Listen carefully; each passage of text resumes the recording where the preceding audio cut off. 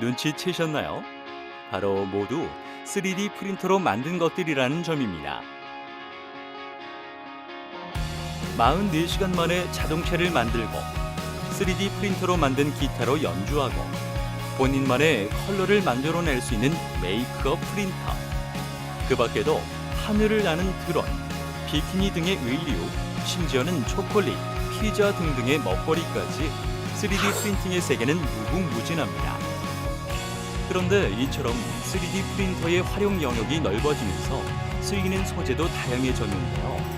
어떤 소재들이 있는지, 그리고 어떻게 사용하는지 3D 프린터의 세계로 들어가 보겠습니다.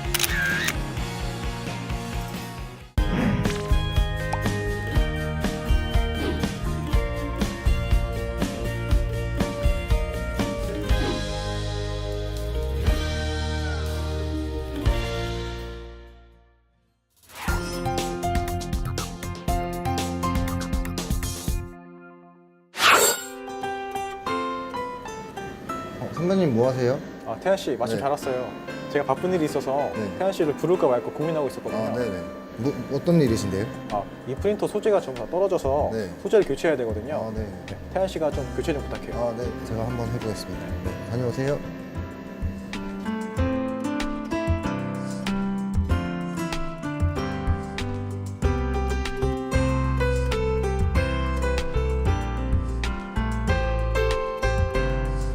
회사에 들어오니 3D 프린터의 종류도 너무 다양하고 소재 보충하는 방법도 프린터마다 다른 것 같더라고요. 나름 3D 프린터에 대해 잘 안다고 생각했는데 아직 배워야 할 것이 많은 것 같네요. 더 열심히 해야겠어요. 여러분은 본 학습을 통해 선택한 소재를 3D 프린터에 장착하고 정상 출력 여부를 파악할 수 있습니다. 또한 데이터 업로드 방법을 파악하여 G코드 파일을 업로드하고 3D 프린터 LCD 화면을 통해 확인할 수 있습니다.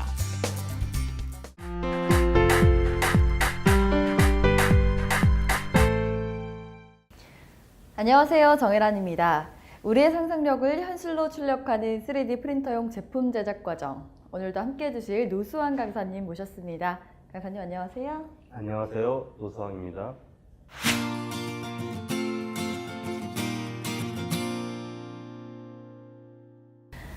네, 강사님 이번 시간에는 3D 프린터 사용 소재에 대해 알려주신다고요.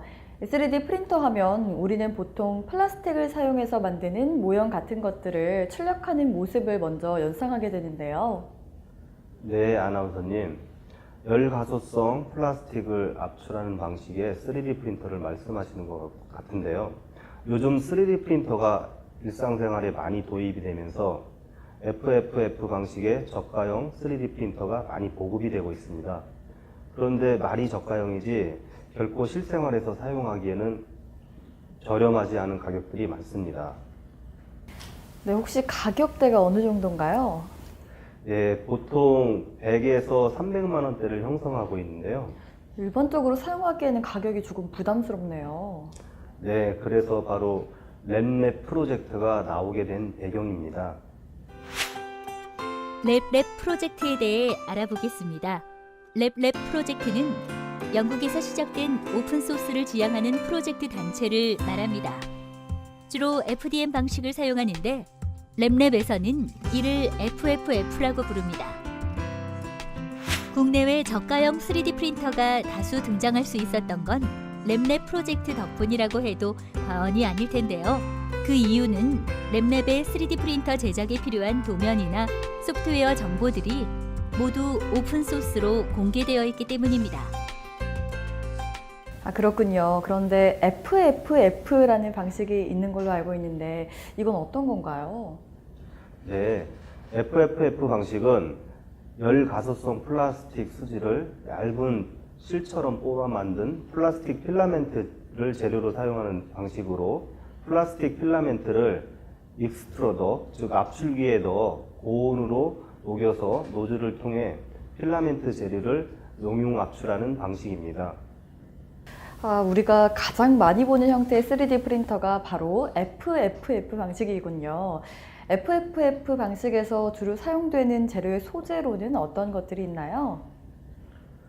네, FFF 방식에서 가장 흔히 사용되는 재료의 소재로는 PLA 소재와 ABS 소재가 있으며 그 밖에도 다양한 재료들이 혼합되어 필라멘트 소재로 사용되고 있습니다. 네, 소재에 대해 좀 더 자세하게 알려주시겠어요? 제가 알기론 PLA 소재 플라스틱은 옥수수 전분을 이용해서 만든 무독성 친환경 재료라고 하던데요. 네, 잘 알고 계시네요. PLA 소재가 가진 장점을 말씀드리면 우선 PLA는 열 변형에 의한 수축이 적기 때문에 다른 FFF 방식 재료에 비해 정밀한 출력이 가능하며 경도가 다른 플라스틱 소재에 비해 비교적 강한 편이어서 쉽게 부서지지 않습니다. 그리고 표면에 광택이 있고 히팅 베드 없이 출력이 가능합니다. 친환경 재료이니까 출력할 때 유해물질 발생도 적겠네요. 그렇습니다. 하지만 서포트가 발생할 때 버려야 하는 서포트 제거가 어렵고 표면이 거칠다는 단점이 있습니다. 네, ABS 소재 플라스틱에 대해서도 알려주시겠어요? 네, ABS 소재로 만든 플라스틱 필라멘트는 석유 찌꺼기에서 유독가스를 제거한 추출물을 이용해서 만든 재료로서 강하고 오래가면서 열에도 비교적 강한 편입니다. 이게 우리가 일상적으로 사용하는 플라스틱 소재인 거죠? 네, 그렇습니다. 가전제품이나 자동차 부품, 파이프, 안전장치, 블록과 같은 장난감 등 그 사용 범위가 넓고 가격이 PLA에 비해 비교적 저렴한 편이지만 출력할 때 수축 현상으로 인해 휨 현상이 발생하므로 모델링할 때 이러한 점에 유의하셔야 합니다. 그리고 가열할 때 냄새나 가스의 발생이 우려가 있기 때문에 3D 프린터로 출력 시에 적절한 환기가 필요합니다. 소재의 특성에 대해 좀 더 자세히 알아보겠습니다. 강도가 높은 편에 속하는 나일론 소재는 기계 부품이나 RC카 부품 등 강도와 마모도가 높은 특성의 제품을 제작할 때 주로 사용됩니다. 나일론은 원래 옷을 만들 때도 쓰이는 재료로서 충격 내구성이 강하고 특유의 유연성과 질긴 소재의 특징 때문에 휴대폰 케이스나 의류, 신발 등을 출력하는 데에도 유용한 소재입니다. 그리고 출력했을 때 인쇄물의 표면이 깔끔하고 수축률이 낮은 장점이 있습니다. PC 소재는 전기 절연성, 치수 안정성이 좋고 내충격성도 뛰어난 편이라 전기 부품 제작에 가장 많이 사용되는 재료입니다. 일회성으로 강한 충격을 받는 제품에 주로 쓰이는 PC 소재는 출력할 때 발생하는 냄새를 맡을 경우 인체에 해로울 수 있으므로 출력 시 실내 환기가 필수이며 출력 속도에 따라 압출 온도 설정을 다르게 해야 하는 다소 까다로운 소재입니다. 고분자 화합물로 폴리아세트산 비닐을 가수분해하여 얻어지는 무색가루인 PVA 소재는 물에는 녹고 일반 유기용매에는 녹지 않는 특성을 가지고 있어 주로 서포터에 이용이 되는 소재입니다. PVA 소재를 서포터로 사용할 경우 FFF 방식이나 FDM 방식의 3D 프린터에는 노즐이 2개인 듀얼 방식을 사용하는데 한쪽에는 실제 모델링에 제작될 소재와 필라멘트, 다른 한쪽에는 서포터 소재인 수용성 PVA 소재 필라멘트를 장착하여 출력을 합니다. 출력 후 출력물을 수조에 담그게 되면 PVA 소재의 서포터가 녹아 원하는 형상만 남으므로 다양한 형상의 제작이 용이해집니다.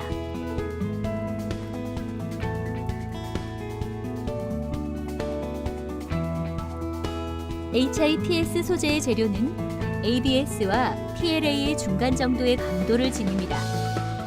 -1 신장률이 뛰어나 3D 프린터로 출력할 때 쉽게 끊어지지 않고 적층이 잘 되며 고유의 접착성을 가지고 있어서 히팅 베드면에 접착이 우수합니다. 그리고 HIPS 소재는 리모넨이라는 용액에 녹기 때문에 PVA 소재와 마찬가지로 서포터 용도로 많이 쓰이기도 합니다. 이 나무 소재에 대해서 좀 더 자세히 설명해 주세요.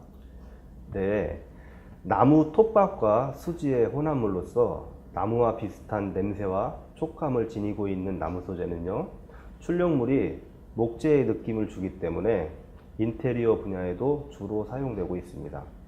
하지만 소재 특성상 노즐의 직정이 작으면 출력 도중에 빈번하게 막히는 경우가 발생하므로 노즐 직정을 0.5mm 이상의 3D 프린터에서 사용하는 것을 권장하고 있습니다.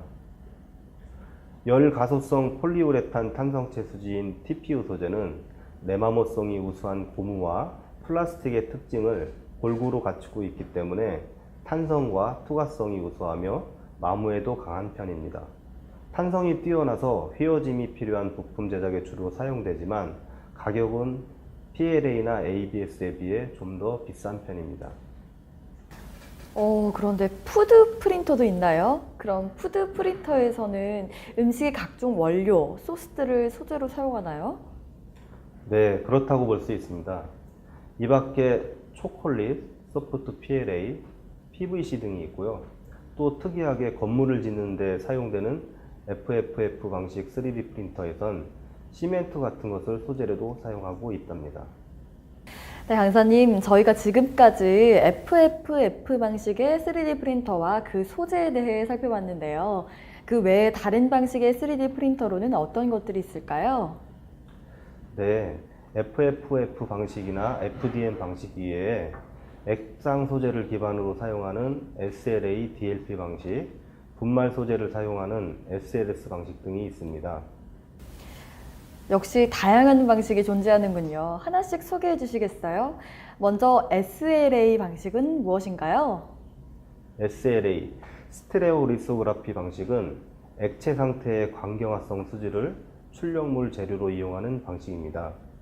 즉, 용기에 담긴 액체 상태의 광경화성 수지를 빛으로 경화시켜 출력물을 만드는 방식인데요. SLA 제작 방식에는 주사 방식과 전사 방식이 있는데, 주사 방식은 일정한 빛을 한 점에 직광시켜 구동기구가 움직이며 구조물을 제작하는 방식입니다. 네, 빛을 한 점에 직광시키면 가공 속도가 조금은 느리겠네요. 네, 그게 사실 단점입니다.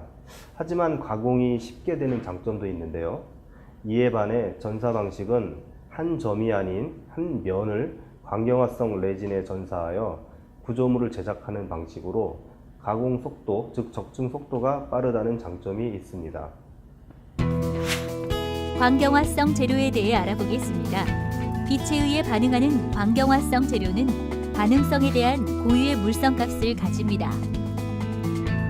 모노머라는 고분자와 정한 파장에 반응하는 물질인 광개시제와 합쳐져 일정한 체인을 형성하는데, 이 광개시제의 반응에 따라 UV 광경화성 레진과 가시광선 광경화성 레진으로 구별이 됩니다. 모노머는 일정한 성질을 가지고 있는 고분자로서 체인이 형성될 때 고유의 성질을 가지게 됩니다.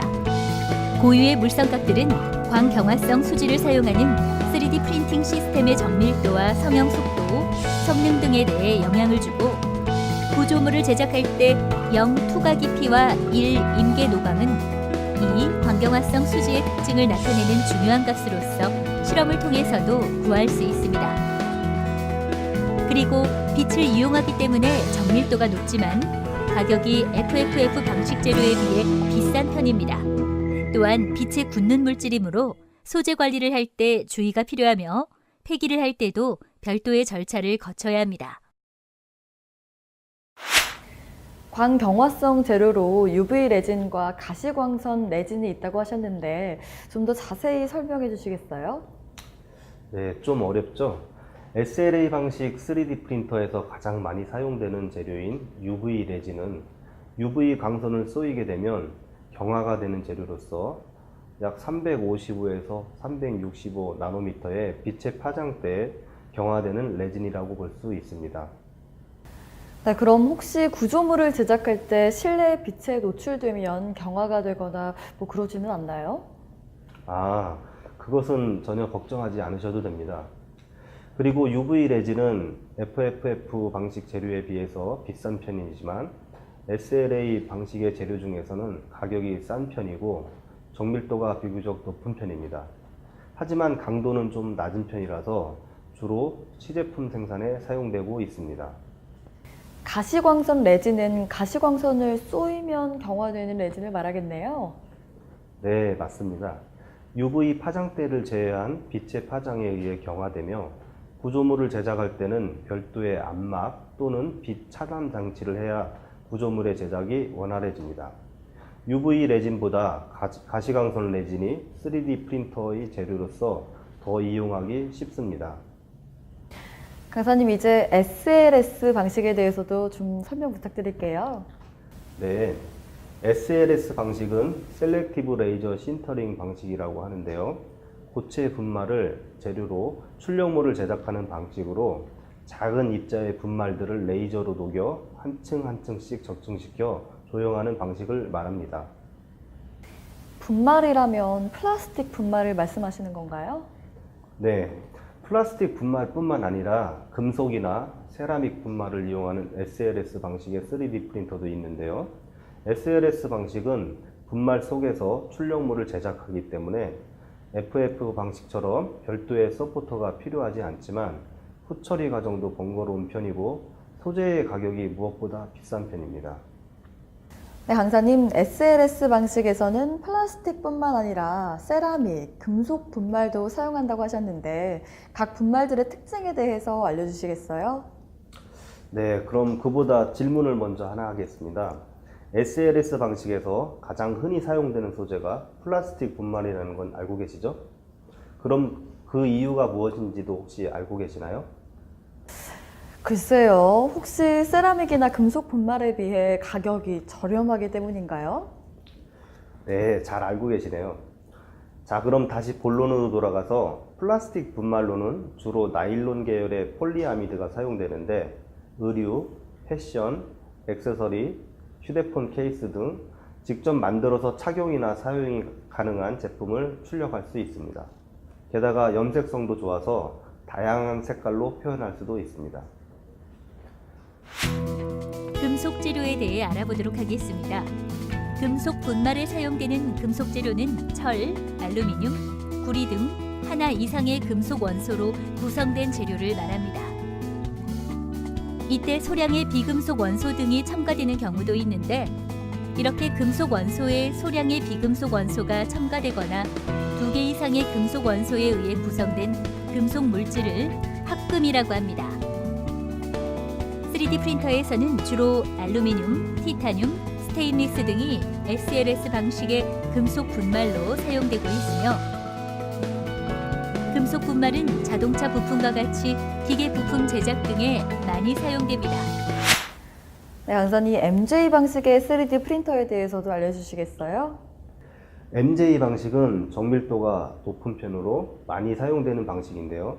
재료는 액상 기반 소재를 사용하는 SLA 방식과 마찬가지로 액체 상태의 광경화성 수지를 사용하고 있습니다.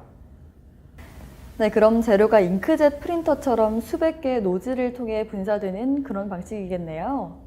네, 맞습니다. 말씀하신 대로 액체 상태의 광경화성 수지가 노즐을 통해 단면 형상으로 도포되고 이를 자외선 램프로 동시에 경화시켜가며 형상을 제작하는 방식입니다.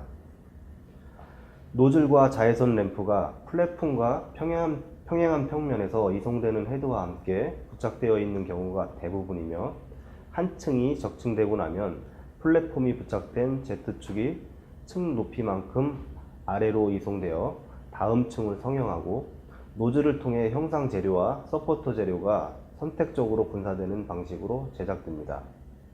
이렇게 출력이 완료되면 플랫폼에 출력물이 달라붙어 있는데 주걱이나 스크레이퍼처럼 날이 얇은 도구로 플랫폼으로부터 출력물을 떼어냅니다. 그런데 FFF 방식 같은 경우엔 날이 얇은 도구를 또 사용하면 안 된다고 하던데요. 베드가 손상되기 쉽다고. 네, 하지만 MJ 방식은 조금 다른데요. 플랫폼이 철판 형식으로 되어 있어서 도구 사용이 가능하며 매뉴얼을 보더라도 제품을 떼어낼 때 날이 얇은 도구를 이용해서 베드가 손상되지 않도록 떼어내는 것을 권장하고 있습니다. 또한 온도와 습도에 민감하기 때문에 3D 프린터가 위치한 장소에는 에어컨 시설이 필요하며 보통 20에서 25도씨의 온도 약 50% 이하의 습도가 권장되기도 합니다. MJ 방식은 광경화성 수지가 플랫폼에 압출되면 액상을 붙여주는 자외선으로 경화시키며 한 층씩 적층 성형하는 방식입니다. 따라서 자외선의 경화가 잘 되는 재료가 사용되어야 하며 경화되면 아크릴 계열의 플라스틱 재질이 됩니다. 재료는 보통 용기에 담겨져 있지만 빛에 노출되면 굳어버리는 성질이 있기 때문에 용기 안에 들어있다 하더라도 박스 안에 보관하여 빛을 차단해야 합니다. 네, 강사님, 각각의 프린터 방식에 따라 소재를 장착하는 방법도 다를 것 같은데 소재 장착 방법에 대해서 알려주시겠어요? 네, 우선 고체 형식의 필라멘트를 사용하는 FF 또는 FDM 방식의 3D 프린터의 경우 보통 3D 프린터 뒤나 옆쪽에 위치하여 필라멘트의 선을 튜브에 삽입하여 장착하게 되어 있습니다. 재료를 프린팅 헤드에 직접 장착하는 방식으로 압출 헤드의 구동 모터에 의해 재료가 노즐에 도달해 일정 온도에 용융되어 재료가 압출되는 방식입니다. FFF 방식의 재료는 보관이 용이하고 또 상온에서 보관할 수 있는 장점이 있다고 하던데 그 외에도 어떤 특성을 가지고 있나요? 네, FFF 방식의 필라멘트 재료는 다른 첨가물을 삽입하기가 쉬운데요. 예를 들어서 전도성을 가지는 재료가 필요하면 필라멘트를 제작할 때 원하는 성질의 재료를 삽입하여 제작하면 됩니다. 단 필라멘트 재료의 성질에 따라 노즐의 온도와 재료의 투입 속도 등을 고려해 구조물을 제작해야만 품질이 좋은 구조물을 제작할 수 있다는 점 명심하기 바랍니다. 만약 온도와 속도 등이 맞지 않게 되면 어떻게 되나요? 그런 경우 출력물이 중간에 끊기거나 제작이 중단될 수도 있습니다.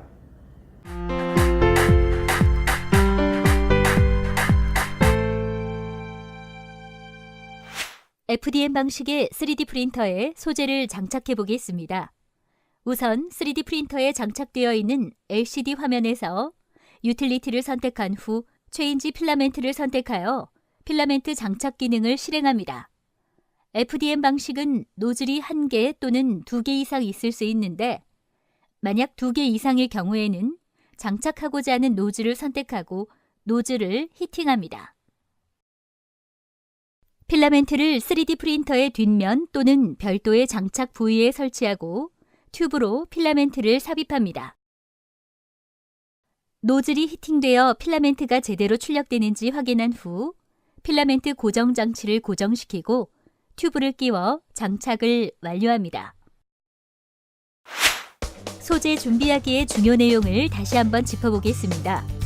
3D 프린팅 방식에는 고체 형태의 필라멘트를 사용하는 FDM 방식, 액상 기반의 소재를 사용하는 SLA 방식, 분말 기반의 소재를 사용하는 SLS 방식, 그리고 SLA 방식과 마찬가지로 액체 상태의 광경화성 수지를 이용하는 MJ 방식이 있습니다. 각 소재를 프린터에 장착하는 방법을 살펴보면 FDM 방식은 보통 3D 프린터 뒤나 옆쪽에 위치하여 필라멘트의 선을 튜브에 삽입하여 장착하는 방식이고 SLA 방식은 일반적으로 팩으로 포장된 재료를 프린터에 삽입하여 구조물을 제작합니다. SLS 방식은 3D 프린터 내에 별도의 분말 저장 공간이 있으므로 일정량을 부어 사용하고 MJ 방식은 별도의 팩이나 용기를 직접 3D 프린터에 꽂아서 사용합니다.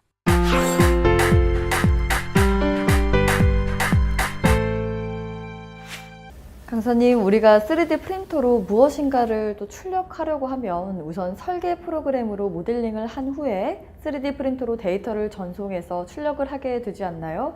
그런데 데이터는 어떻게 전송하죠?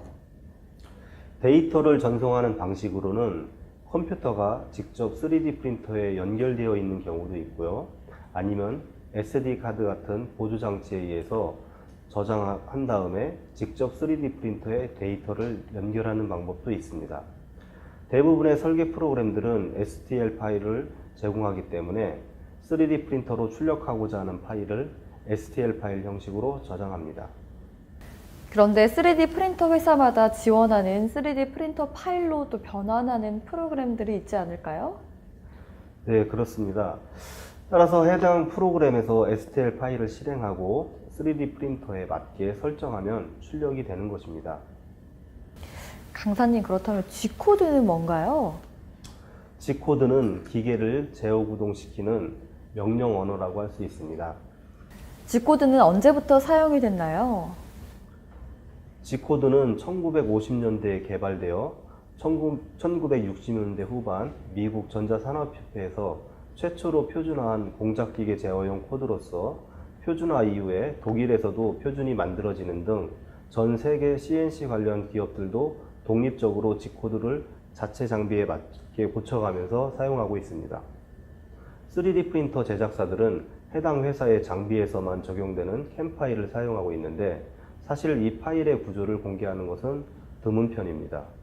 하지만 대부분의 경우 가공 파일은 NC 가공 기기에서 사용하는 G코드와 유사하며 일부 G코드로 출력되는 경우도 있습니다.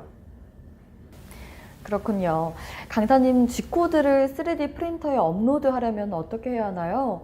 만약에 3D 프린터가 SD카드를 지원한다면 SD카드에 저장한 G코드 파일을 읽어오기만 하면 될 것 같은데요. 네, 맞습니다. 하지만 SD카드를 사용하지 않고 컴퓨터에서 USB나 시리얼 포트를 통해서 전송을 할 경우에는 컴퓨터에서 사용하는 3D 프린팅 프로그램이 필요합니다. 3D 프린팅 프로그램은 어떤 것을 사용하나요? 네, 일반적으로 3D 프린터 제조사에서 지원하는 프로그램을 사용하거나 오픈소스 형식의 G코드 샌더 프로그램을 사용하는데요.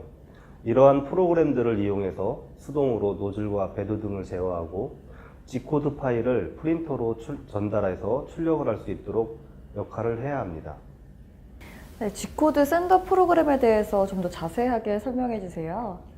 네, G코드 샌더는 G코드 파일에 포함되어 있는 조형을 위한 정보를 가지고 3D 프린터를 제어할 수 있는 기능을 제공합니다. 따라서 사용자는 G코드 샌더를 이용해 3D 프린터 구동을 직접 제어할 수 있게 됩니다.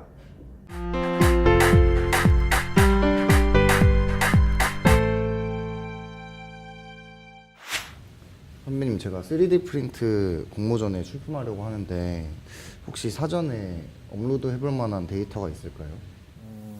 제 생각에는 먼저 프로그램에 익숙해지는 게 먼저일 것 같아요. 그러기 위해서 손쉽게 다가갈 수 있는 모델로 한번 파일을 실행해 보는 게 좋을 것 같아요. 네, 알겠습니다. 네, 감사합니다. 데이터 준비하기의 주요 내용을 다시 한번 짚어보겠습니다. 데이터를 전송하는 방식으로는 컴퓨터가 직접 3D 프린터에 연결되어 있거나 SD카드 등 이동식 저장소에 저장하여 3D 프린터에 데이터를 연결하는 방법이 있습니다. 대부분의 설계 프로그램들은 STL 파일을 제공하므로 3D 프린터로 출력하고자 하는 파일을 STL 파일 형식으로 저장합니다.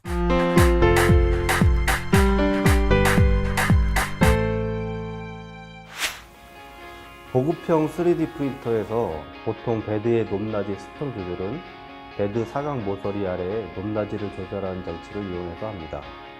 이때 높낮이를 조절하는 가장 일반적인 방법으로 영암을 노즐 끝부분과 베드 사이에 넣었다 뺄 때 약간 긁히는 느낌이 나는 정도로 설정해 주는 것이 적당합니다.